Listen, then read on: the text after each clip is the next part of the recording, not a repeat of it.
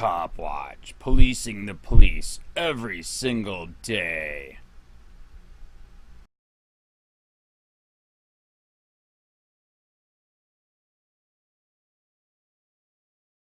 In just under 2 hours, a single police department shot and killed 3 people.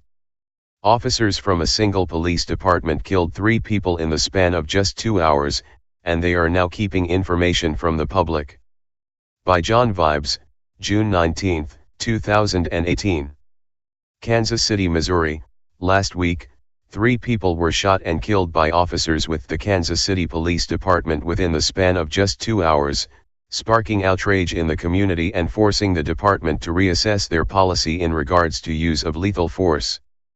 The first shooting happened near the 3800 block of North Jackson when police shot a woman who was allegedly wielding a sword. Despite the fact that the woman was isolated and engaged in a standoff with no hostages, police shot her anyway, taking her life. The next shooting occurred less than an hour later, and police have released even fewer details about this incident, saying only that they responded to a report of a disturbance, where there was a fight, possibly about a golf cart. In this incident, police killed 2 of the people involved, but have not released a detailed statement about what transpired. Captain Lionel Colon said in a statement that the officers had no other option than to use deadly force. KCPD understands the concern when deadly force is used. We study the science behind its use. We train accordingly over and over again to thoroughly prepare ourselves, he said. As is the case with essentially every police department in the United States, Kansas City Police believe that they have the power to be judge, jury, and executioner if a particular situation does not go exactly the way they want it to, or if a suspect refuses to obey their every command. The website for the Kansas City Police Department states that its officers are authorized to use deadly force in order to protect themselves or others from what they reasonably believe is an immediate threat of death or serious bodily harm. However, in the vast majority of cases where people are shot by police, they are actually not posing a threat to anyone's life, they are simply disobeying an officer's orders or trying to run and hide to evade arrest.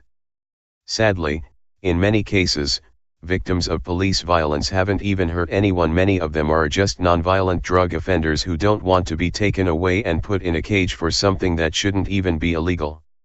If police actually only used force in situations where someone posed a threat, it is likely that these types of conversations and criticisms would not even exist.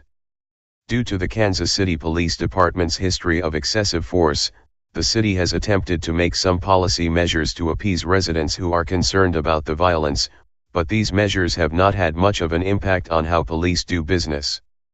According to KCUR, Jackson County Prosecutor Gene Peters Baker created a use of force committee in 2012, amid controversy about unnecessary police violence. We spend a significant greater amount of time than we used to talking to victims' families, helping them understand our process. These particular cases, among all cases I look at, bear the greatest burden for community on whether or not they trust a process, Baker said. It seems at this point, in Kansas City and the rest of the United States, that people have absolutely no reason to trust in the legal system and its enforcers, and if anything, efforts by government agents like Baker are doing more harm than good. It sounds like Baker is more interested in making victims of police violence more comfortable with the legal process, instead of actually ending the violence. Local activist Damon Daniel with Ad Hoc Group Against Crime pointed out that police escalation of violence is at the heart of this issue. Often officers use the excuse that they felt they were threatened. Well, if they are maintaining distance, how much of a threat can that person be? Daniel said. We certainly want law enforcement to return home safely, but we also want them to protect us even when we are perhaps not in our right minds or on the right side of the law, he added. This point highlights one of the major problems with police in the U.S. They enter into situations seeking complete obedience, and if they don't immediately receive it, they will escalate the situation to violence.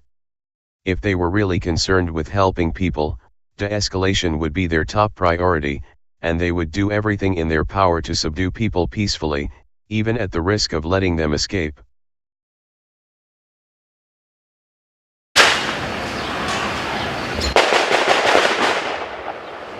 Today about 1:30 in the afternoon, officers were dispatched in the area of the 38th block of North Jackson in regard to a female carrying a knife, actually a sword. One officer arrived and encountered the female and gave her verbal commands to put down the weapon, but instead she ran into a house, later known not to be hers, and shortly thereafter into a nearby shed. Tactical officers soon surrounded the area, secured the shed area to ensure no escape of the female. An area KENNETH was put on lockdown as a precaution so that those children could be reunited with their families. Negotiators soon responded as well in an attempt to make contact with the female and bring this to a safe conclusion, which is our desire. Unfortunately, lethal force situation, which is unfortunate how this ended.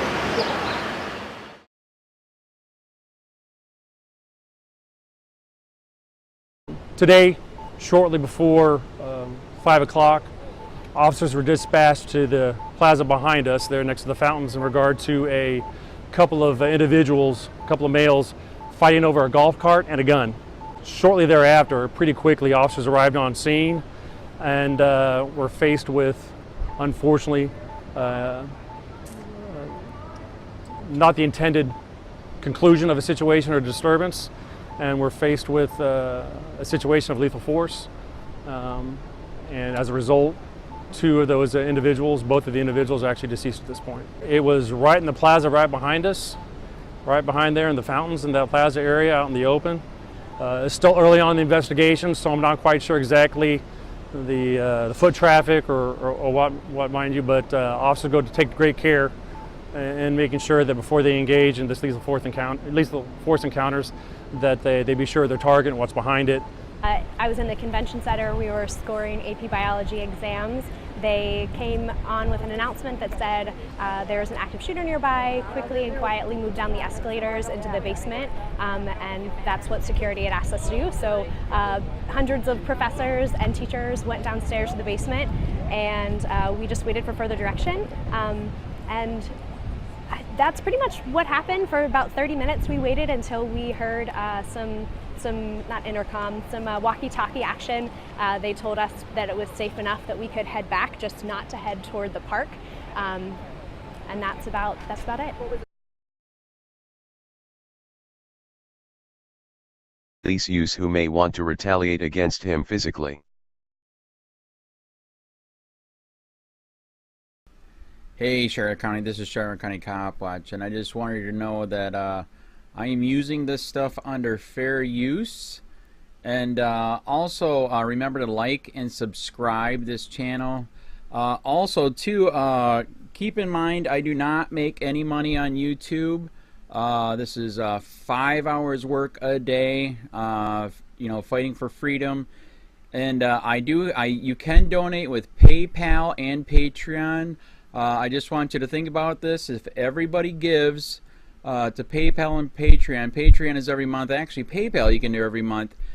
I have 12,000 subscribers. If everybody gives, I can quit my regular job and go full-time investigations on Charlotte County and possibly even more and beyond.